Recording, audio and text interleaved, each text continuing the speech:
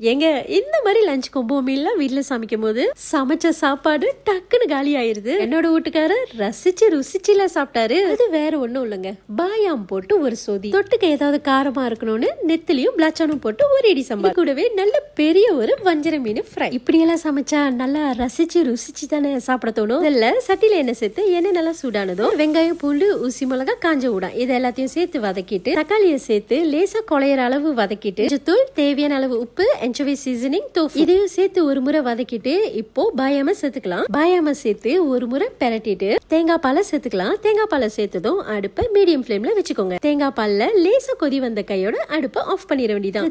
சின்ன துண்டு பிளாச்சான நெருப்புல வாட்டிட்டு தனியா எடுத்து வச்சுக்கலாம். அதுக்கப்புறம் இடி சம்பாலுக்கு தேவையான அளவு நெத்திலியும் பொரிச்சு தனியா எடுத்து வச்சுக்கலாம். நெத்திலி பொரிச்ச அதே எண்ணெயில வெங்காயம், பூண்டு, சோப்பு, ஊசி மிளகா, பச்சை மிளகா, சோப்பு மிளகா இது எல்லாத்தையும் நல்லா பொரிச்சு எடுத்து இடிக்கல்ல சேர்த்து ஒன்னும் பதியமா இடிச்சுக்கலாம்.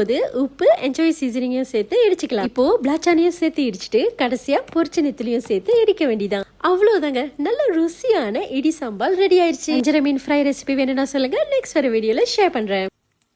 இது போன்ற ரெசிபிஸ் உங்களுக்கு தெரிய வரதுக்கு என்னோட பேஜை ஃபாலோ பண்ணிக்கோங்க.